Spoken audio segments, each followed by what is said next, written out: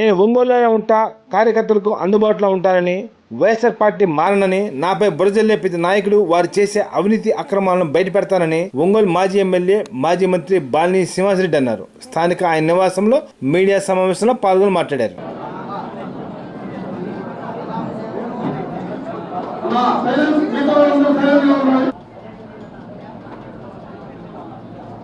జరిగిన ఎన్నికల్లో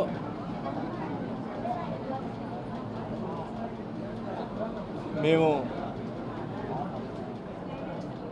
ఊహించని విధంగా రిజల్ట్ రావడం జరిగింది.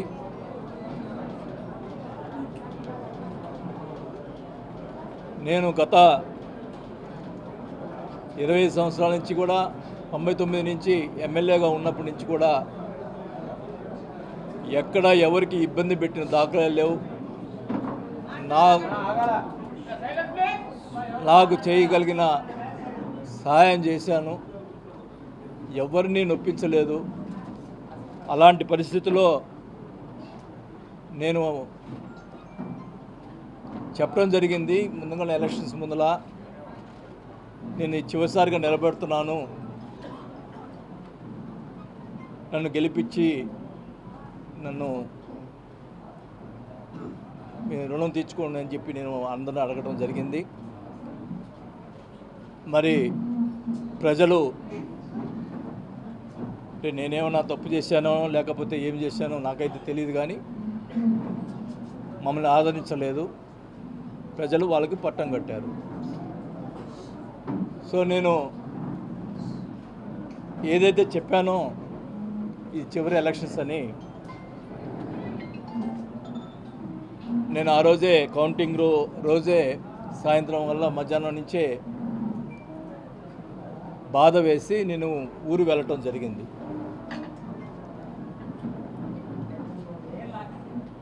గతంలో మేము ఎప్పుడు 5 సార్లు ఎలక్షన్స్ గెలిచిన తర్వాత ఎప్పుడు కూడా అవతల మీద ప్రతిపక్ష వాళ్ళ మీద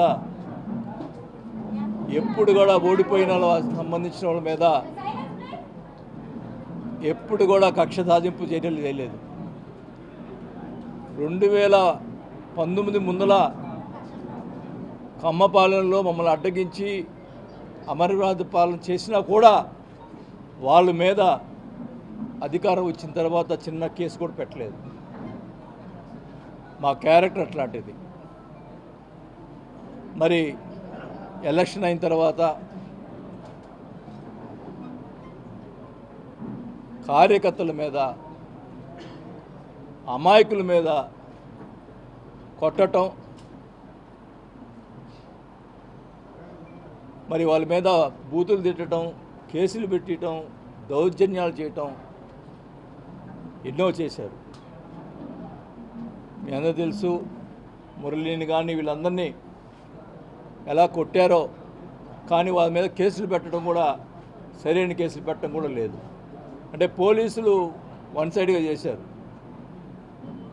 మా మీద ఆ రోజు మురళి ప్రెస్ మీట్ పెట్టా అని చెప్పి కొట్టారంట.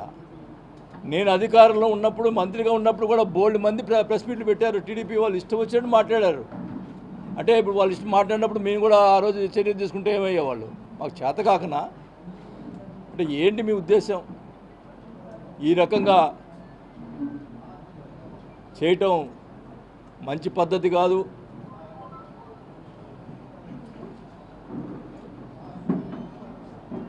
నేనైతే వాస్తవానికి ఎందుకులే మనకి ఈ రాజకీయాలు ఇంకా వద్దు అనుకునే పరిస్థితిలో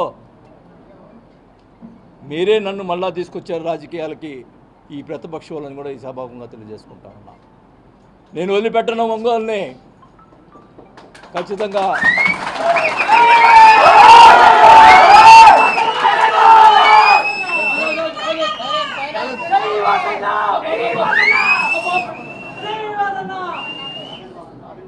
ఖచ్చితంగా చెప్తా ఉన్నా, నీకేమన్నా దమ్ము ధైర్యం ఉంటే నా మీద పగ తీసుకో, మామూలు కార్యకర్తల మీద కాదు.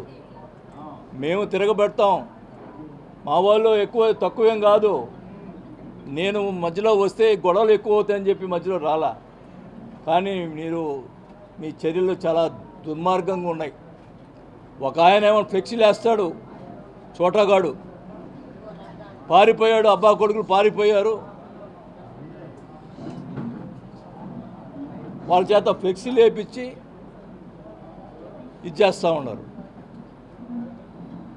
ఒక ఆయనతోటి, ఒక జనసేన నాయకుడితోటి జనసేన పార్టీలో చేరతాడంట అని ఆయన చేత మాట్లాడిస్తాడు.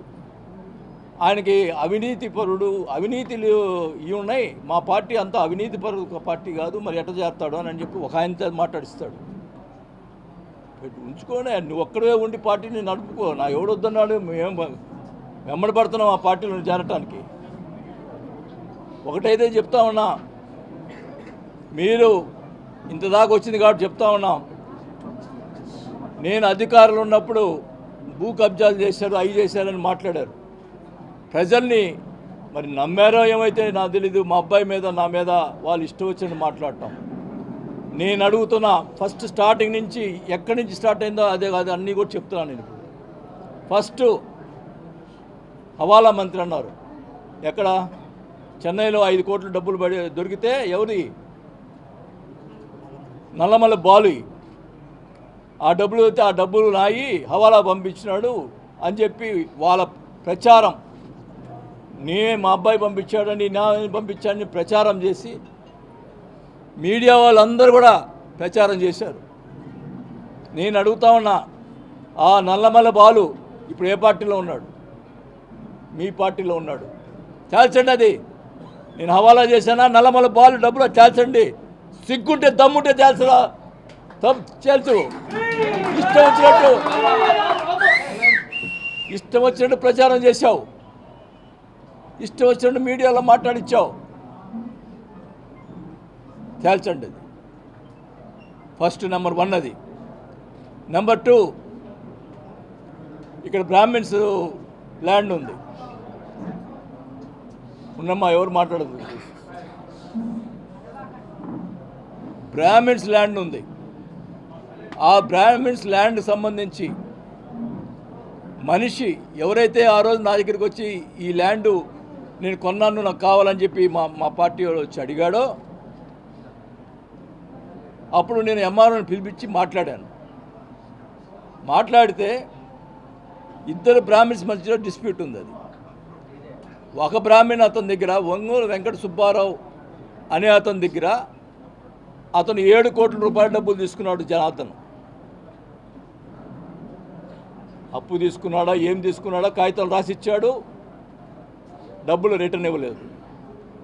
నేను ఎంఆర్ఓని పిలిచి అడిగాను, ఎవరిది ఈ డిస్ప్యూట్ సంబంధించిన ల్యాండ్, ఎవరిది కరెక్ట్ అంటే ఈ రెండో మూతి అనేది కరెక్ట్ అని చెప్పాడు.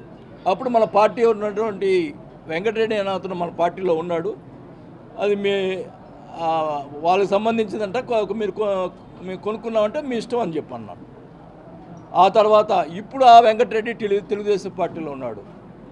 ఓకే కమాన్, నేను ఆ భూ కబ్జా చేసి ఉంటే మరి వెంకటరెడ్డి పిలిచి తేల్చండి. నువ్వు 7 కోట్లు అతని దగ్గర తీసుకొని అతను డబ్బులు ఇవ్వకుండా, నేను కాపాడాను అతన్ని, అతను ఏం చేస్తాడోనని డబ్బులు ఇవ్వకుండా అతను భయపడతా తిరుగుతున్నాడు. ఇప్పుడు ఎవరు కాపాడుతారో నాకైతే అర్థం కావట్లా. అతను బతుకుతాడో చచ్చిపోతాడో. వీళ్ళు చేసే అక్రమాలు చూస్తుంటే, వీళ్ళు చేసేటువంటి అవినీతికి, వీళ్ళు చేసేటువంటి అరాచకాలు చూస్తుంటే పాపం వెంకట సుబ్బారావుని ఎవరు బతికిస్తారో నాకైతే అర్థం కావట్లా.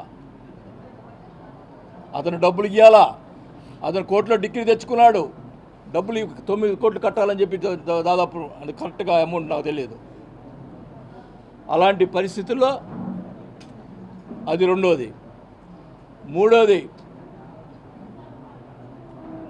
పెద్దిరెడ్డి సూర్యప్రకాష్ రెడ్డి ఆయన భూ కబ్జా చేశాడన్నారు, దానికి నేను సపోర్ట్ చేశాడన్నారు. ఇప్పుడు పెద్దిరెడ్డి సూర్యప్రకాష్ రెడ్డి ఏ పార్టీలో ఉన్నాడు? ఆ రోజు నేను సపోర్ట్ చేయకపోతేనే నా దగ్గర దూరం అయిపోయాడు, నీ దగ్గర చేరాడు. తెలుసు ఇప్పుడు అది నీ భూ కబ్జా ఎవడు చేశాడో. నీకు దమ్ముంటే ఎక్కడున్నా తెలుసు. నువ్వు ఇప్పుడు అధికారంలో ఉన్నావు. ఏ ఎమ్మెల్యే కూడా మన పార్టీ వాళ్ళు కొంతమంది బాధపడుతున్నా కూడా నేను సిట్ వేసాను. చాలామంది చెప్పాను, ఎస్పీకి కలెక్టర్కి వాళ్ళు సరిగ్గా పనిచేయకపోతే సీఎం కంప్లైంట్ చేశాను. నేను నా క్యారెక్టర్ అది. ఈరోజు అధికారం లేదు కాబట్టి నువ్వు ఏమైనా చేయగలవు, నువ్వు రుజువు చేయాలా. నీ ఇష్టం వచ్చినట్టు ప్రచారాలు చేసి మా అబ్బాయి మీద క్యారెక్టర్ని దెబ్బతీసావు, ఇష్టం వచ్చినట్టు చేసావు. అన్నిటికీ ఓచుకునే కొన్ని ఎక్కువ చేసావు. నీ సోషల్ మీడియాలో ఇష్టం వచ్చినట్టు ప్రచారాలు చేసి బుక్ అబ్జర్వ్ చేశాడు చూపి నీకు. పోతే మా వియ్యంకుడు సంబంధించినటువంటి విలాస్ దాని మీద అవినీతి జరిగింది, అక్రమాలు జరిగిందని ఓకే. వాడేవాడు గుప్తా, వాడేవాడు ప్రెస్ మీట్ పెట్టి అక్కడ జరిగింది ఇది నీ అని చెప్పడానికి ఓకే. నీకు అధికారం ఉంది, రా. ఏం తప్పు జరిగింది, రా, నోటీస్ లీవు. అది కరెక్ట్ కాదో తెలిసిపోతుంది. ఈ రాష్ట్రంలో విల్లాస్ కట్టినటువంటి చాలామంది ఉన్నారు. వాళ్ళకి లేని మాకు ఉన్నాయి కూడా, వాళ్ళకి లేని కూడా ఉన్నాయి. మొత్తం కరెక్ట్గా ఉన్న పరిస్థితుల్లో అక్కడ 24 సెంట్లు గవర్నమెంట్ ల్యాండ్ ఉందని చెప్పి దాంట్లో ప్లాన్లో కూడా పలకరించి పక్కన పెట్టాం. అవి పక్కన నేను అడిగాను, మేము అవి నాకైతే ఆ ల్యాండ్ పరిస్థితులు కూడా తెలియవు. అడిగాను, ఏమైనా తప్పులు ఉన్నాయా చెప్పు అని అడిగితే టోటల్గా 24 సెంట్లు ఉంటే అది కూడా ప్లాన్లో చూపించి అది గవర్నమెంట్ ల్యాండ్ అని చెప్పి క్లియర్గా ప్లాన్లో చూపించి పక్కన పెట్టాము అని చెప్పి క్లియర్గా చెప్తే ఇష్టం వచ్చినట్టు మాట్లాడతారు. అంటే మా వియ్యంకుడు డబ్బులు సంపాదించుకోకూడదు, ఆయన సంపాదిస్తే నాకేం డబ్బులు పెడతాడని దాని వ్యాపారానికి ఇది చేసినావు. సిగ్గులేదా నీకు? ఏం మాట్లాడతావు? నీకు నీ రాజుపాలెంలో ఎన్ని ఎకరాలు ఉంది? నీది గవర్నమెంట్ ల్యాండ్ ఎన్ని ఎకరాలు ఉంది? అయినా కూడా నేను ఎప్పుడు మాట్లాడలేదే. ఓకే, నువ్వు తప్పుడోడివి, నేను తప్పుడోడుగా నేను ఒప్పుకోను, తెలుసు. ఏదున్నారా నోటీసులు ఇచ్చుకో, ఏమేం చేసుకో, అంతేగాని మనుషులను పంపించి అక్కడ ఆ విలాస్ దగ్గరికి పంపించి దౌర్జన్యంగా మనుషులు పంపిస్తావా? చెప్పుతావు, కొడతా, లంచా ఒకళ్ళు ఎవరు వచ్చినా కానీ చెప్తాను. ఏమనుకుంటున్నారు మీరు? అనుకుంటున్నారా తెగించానంటే ఎవరికి ఆగదు. అది ఒకటే మర్యాద కుటుంబంలో పుట్టిన వాళ్ళు మేము. ఈ రకంగా చెడు చేష్టాలు చేస్తే ఊరుకునే పరిస్థితి లేదు, గుర్తుపెట్టుకోండి. మా కార్యకర్తల మీద దెబ్బ పడితే నా మీద పడిన దమ్ముంటే నా మీద రా.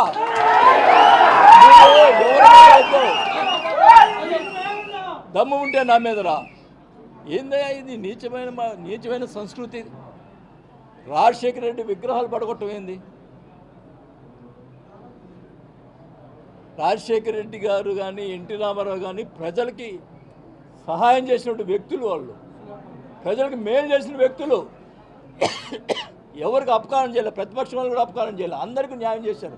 అలాంటి విగ్రహాలు పడగొట్టేది ఎవరి మీద? మా ఎమ్మెల్యేలు తప్పులు చేసింటే వాళ్ళ మీద కొట్టండి. చనిపోయిన రాజశేఖర విగ్రహాలు పడగొట్టేది ఏంది? మాకు చేత కదా ఎన్టీ రామారావు విగ్రహాలు పడగొట్టేది దానికి. ఆయన మహానుభావుడు, అందరికి ప్రజలు సేవ చేశాడు, గౌరవం ఇచ్చాం. నేను ఎక్కడ పార్టీలో ఏ తప్పు జరిగినా కూడా నిలబెట్టి అడిగేవాడిని. నేను ఒంగోలులో 20,000 పట్టాలు యువపతిని పోటీ చేయనని చెప్పి గొడవ పెట్టుకున్నా.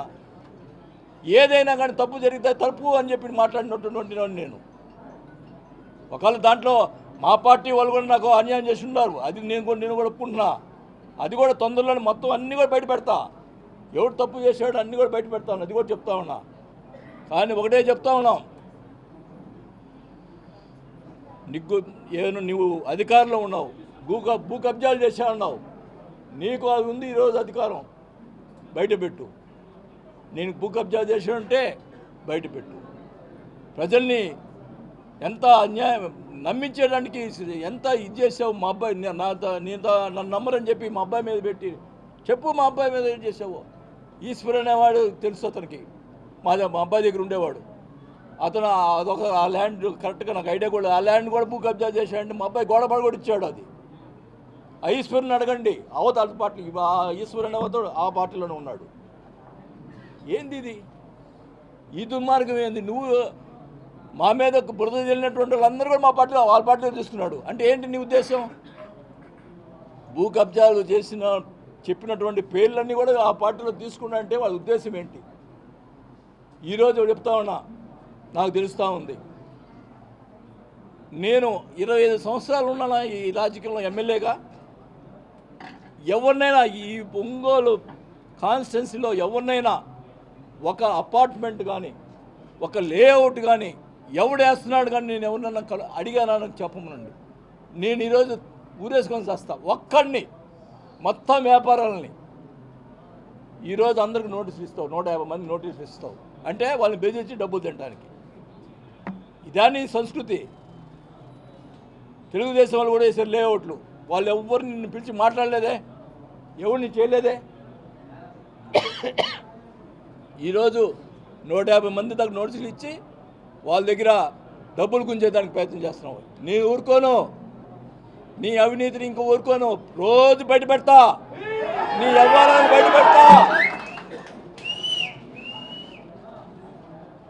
అంటే నేను జనసేన పోతా అని చెప్పి రియాజ్ చేత మాట్లాడిస్తావు.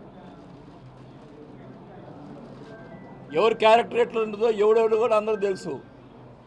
నాకు పార్టీ ఇప్పుడు నేను మంత్రి పదవిని వదులుకున్నాను. నాకు పార్టీ నా స్వార్థం ఎప్పుడు చూసుకోలేదు. నేను నా వాళ్ళనుకున్నా, నా వాళ్ళు ఎప్పుడు నేను చేయగలిగిన సాయం చేశాను తప్ప ఎవ్వరి దగ్గర ఒక రూపాయి నేను ఆశించలే. ఇంత దుర్మార్గంగా వ్యవహారంగా చేస్తే మటుకి ఉపేక్షించేది లేదని కూడా తెలియజేసుకుంటా ఉన్నా.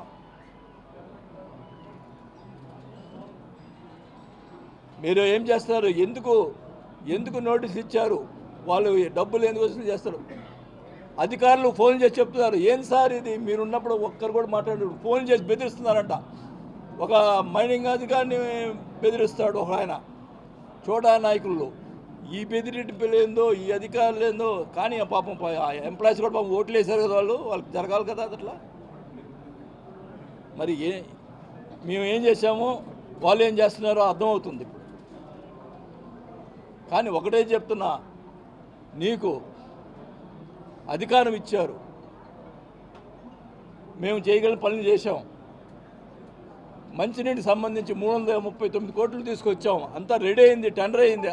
దాని నుంచి ఇవయ్యా మంచినీళ్ళు ఇప్పించవయ్యా జనాలకి. ఇచ్చి నీ పని చెయ్యి. వాడిని కొట్టు, వీడిని కొట్టిన తర్వాత ఏమన్నా అడిగితే నాకేం తెలియదు. ఏంది ఇది?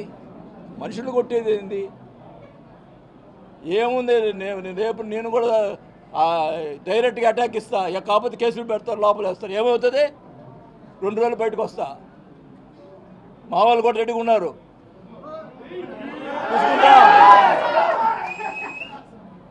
బోర్డులు పెట్టిస్తావా పారిపోయాడని? ఏందా పారిపోయేది? సిగ్గుండాలా. ఒకటైతే చెప్తున్నాను, నేను మటుకి నాకు ఇంకా 1-2 నెలలు నా పనులు నేను చూసుకుంటా. ఎందుకంటే ఎలక్షన్లో నాకు కొన్ని అప్పులైనాయి, అవి తీర్చుకోవాలా. నీలాగా అప్పులు ఎగ్గొట్టేవాడిని కాదు నేను, వాళ్ళు బెదిరించేవాడిని కాదు. వాళ్ళకి నెల రోజులు అన్నీ ఎవరైతే నేను అప్పులు చేస్తున్నానో వాళ్ళందరికీ డబ్బులు ఇచ్చేసి ప్రశాంతంగా వచ్చి ఒంగోలులో కూర్చొని నా కార్యక్రమం నా మనుషులకి, నా వాళ్ళకి అందరు కూడా నేను న్యాయం చేసేదానికే ప్రయత్నం చేస్తాను తప్ప నేను పారిపోను. నేను ఎలక్షన్ రాజకీయాలు వద్దనుకున్నా, కానీ ఈరోజు ఖచ్చితంగా ఉంటా. రేపు ఎలక్షన్స్లో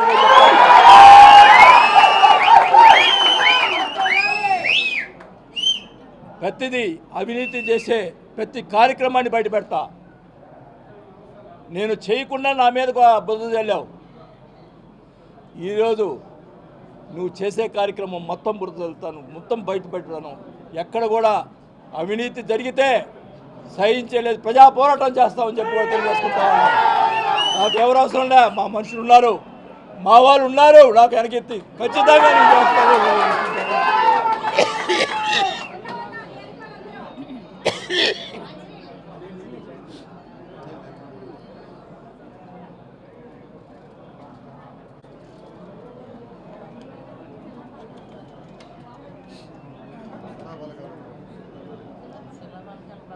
శిలాపలకాలు పలగొట్టారు.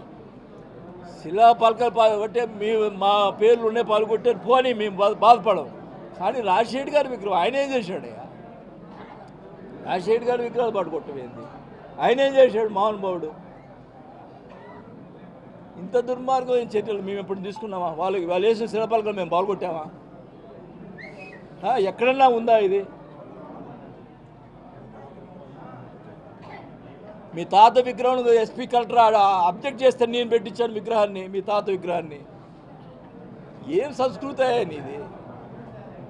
నోటికి వచ్చినట్టు మాట్లాడతావు, నోటికి వచ్చినట్టు మాట్లాడుస్తావు. వాళ్ళు కొంతమంది చేసి ఇష్టం వచ్చి మాట్లాడు. ఇప్పుడు నేను మీ ప్రెస్ మీట్ పెడతా, ఇష్టం వచ్చినట్టు కొంతమంది మాట్లాడిస్తాడు, ఇష్టం వచ్చినట్టు మాట్లాడిస్తాడు.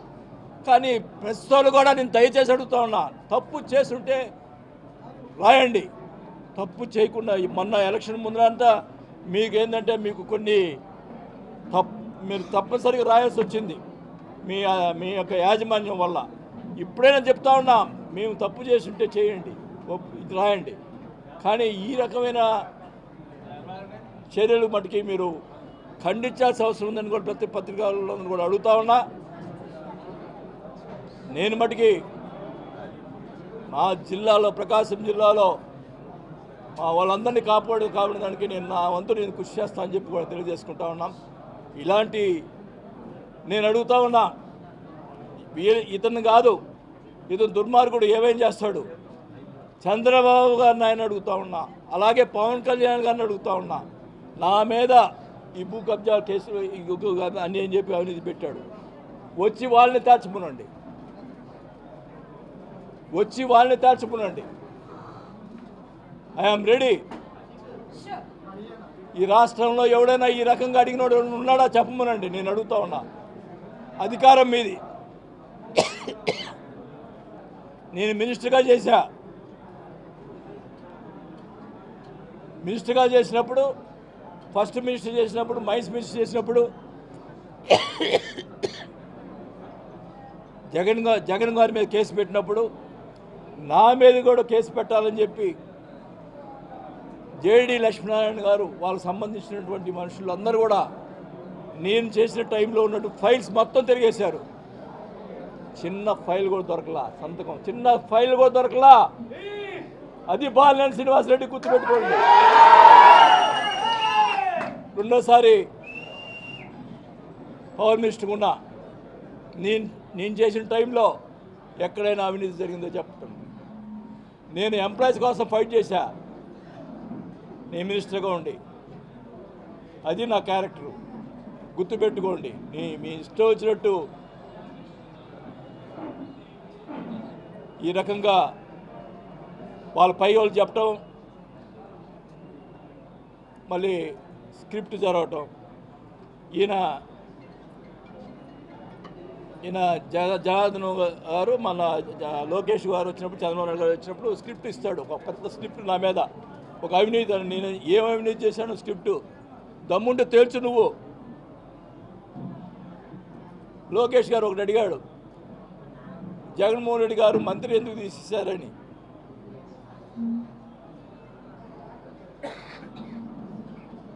అది మళ్ళా కూర్చున్నప్పుడు చెప్తా, అన్నీ కూడా చెప్తా. ఏదైనా కానీ చెప్తున్నాను, నాకు పార్టీలు కానీ, నాకు నా డబ్బులు పోగొట్టుకున్నాను కానీ నేను ఎప్పుడు కూడా పోగొట్టుకోవాలా. ఒకటే చెప్తా ఉన్నా, నేను ప్రజల కోసం పోరాటం చేస్తా, రేపు మా జనం కోసం పోరాటం చేస్తాను. ఇక్కడ నీవు అవినీతి చేసి ఏదో చేయాలని చూస్తున్నావు. ఇక్కడ అందరిని బెదిరించి నువ్వు మొత్తం కూడా ఎస్పీని, డిఎస్పీని వీళ్ళని అందరినీ వేసుకొని చెప్తాను. ఇంకోటి కూడా చెప్తాను, ఈ పోలీస్ డిపార్ట్మెంట్కి మామూలు మీద జరిగినటువంటి సరి అయిన కేసులు పెట్టకపోతే ప్రైవేట్ కేసు వేసి ఎంత దూరమైన పోతా, పోలీసుల మీద కేసులు పెడతా, ప్రైవేట్ కేసులు పెడతా. ఖచ్చితంగా చెప్తున్నాం, మంచిగా చేయండి. మేము ఎప్పుడు కూడా ఒకటి మీద పలాడు వాడి మీద కేసులు పెట్టమని ఎప్పుడు చెప్పలా. ఈ రకంగా మా పార్టీ మా వాళ్ళు మనందరి మీద కేసులు పెడితే మటుకు ఊరుకోనని చెప్పి కూడా తెలియజేసుకుంటా ఉన్నా. ఖచ్చితంగా నన్ను నమ్ముకొని నాతో ఉండేవాళ్ళు నా మనుషులు ఎవరు, మరి వాళ్ళ కోసం నేను ఏదైనా చేసేదానికి సిద్ధంగా ఉంటాను కూడా. నా యావదసిపోయినా పర్వాలేదు, కానీ నా వాళ్ళ కోసం నేను ఒకటే చెప్తా ఉన్నా, ఈ రకమైన నువ్వు ఫస్ట్ అయితే నువ్వు మాట్లాడావో భూ కబ్జాలు చేసావో నా అవినీతి గురించి నువ్వు ముందు బయట తేల్చాల్సిన అవసరం ఉందని కూడా తెలియజేసుకుంటా ఉన్నా. ఏది ఇప్పుడు అధికారంలో నువ్వు ఉన్నావు, నీకు అవకాశం ఉంది. నేను నిన్ను అనట్లేదు, నేరుగా చంద్రబాబు నాయుడు గారిని పవన్ కళ్యాణ్ గారిని అడుగుతున్నా, ఇదేదో తేల్చండి కూడా అడుగుతా ఉన్నా. నేను కరెక్టా కాదా అనేది ప్రజల్లో కూడా తెలియాల్సిన అవసరం ఉందని కూడా తెలియజేసుకుంటాను.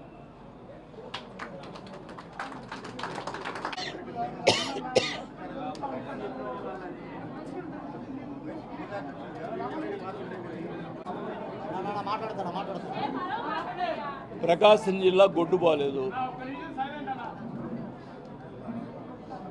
ప్రకాశం జిల్లాలో నాయకులు ఎవరు లేరా? ప్రకాశం గొడ్డు పోయిందా? పోలేదు కదా.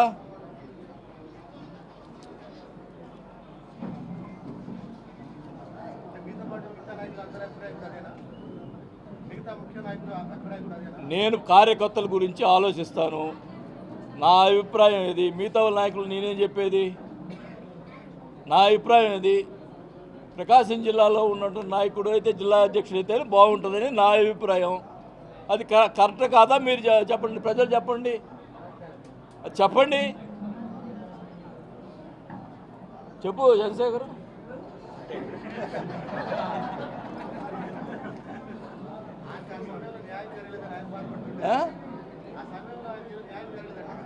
ఎవరికి సరే ఇంకా నయ్యో, ఇప్పుడు మాకు న్యాయం జరగకపోయినా నేను ఎమ్మెల్యే కదా, ఎమ్మెల్యే అయ్యాడు, సంతోషించు.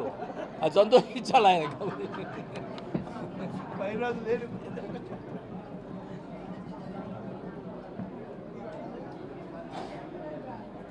ఏంది నేను చెప్పిన దాంట్లో ఏం తప్పేమైనా ఉందా? చెప్పండి అయ్యా. మీరు ఆ రోజు వాళ్ళందరూ ఈ భూ కబ్జాలు అన్నారు కదా, అదే తేల్చమనండి.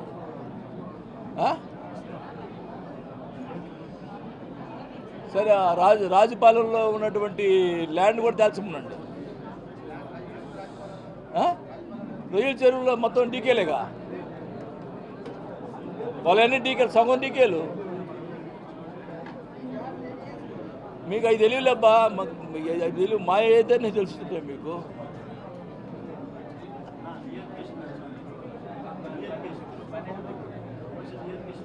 పెట్టాము, ఏది ఇంతమందికి డేట్ ఇవ్వలేదు వాళ్ళు. అక్కడ కూడా ఏం జరుగుతున్నాయో మాకు అర్థం కావటం. డబ్బులు కట్టించుకున్నారు, ఇంతమందికి వెళ్ళి డేట్ ఇలా.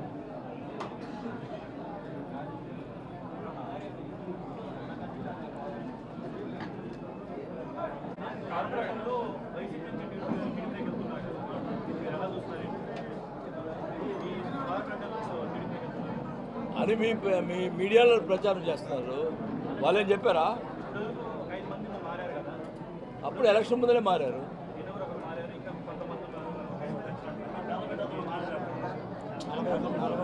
సంతనదులపాడు కాన్స్టిట్యూన్సీ అని మారినట్టు. ఇప్పుడు ఒకటే చెప్తున్నామబ్బా,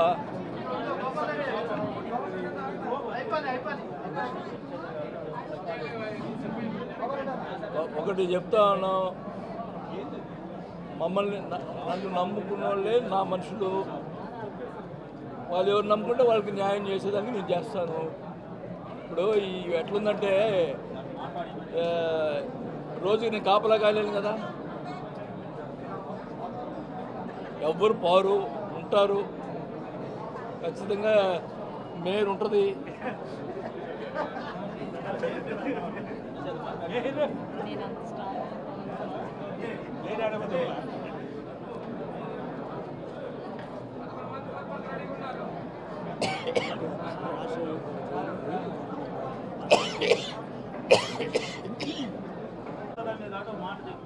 ఇప్పుడు వాళ్ళ షాపులు కూడా పడగొడతా ఉన్నారు, ఆస్తులు కూడా ధ్వంసం చేస్తూ ఉన్నారు. ఈ రకంగా ఆస్తులు ధ్వంసం చేస్తూ ఉన్నారు పోయి. ఇదేం సంస్కృతి? ఇప్పుడు మేము ఉన్నప్పుడు ఒక కాలిపోయింది ఎక్కడ, కాంప్లెక్స్లో. అతను మా పార్టీ కూడా కాదు. 10 లక్షల డబ్బులు పాపం వాళ్ళ ఫ్యామిలీ రోడ్డు మీద పడతాను, 10 లక్షల డబ్బులు సొంత డబ్బులు ఇచ్చాం. ఈ రకంగా ఆస్తులు పాల్గొట్టలేదే. ఆస్తులు పాల్గొట్టేది ఏంది? దేవుడు చూస్తాడు. నువ్వేదో ఇప్పుడు అధికారం ఉందని చెప్పు కదా, ఏదో చలాయించుకుందాం అనుకుంటున్నాయేమో. ఖచ్చితంగా శిక్ష అనేది ఉంటుంది. మనం చేసే తప్పుకు ప్రతి తప్పుకి శిక్ష ఉంటుందని కూడా తెలియజేసుకుంటా ఉన్నా.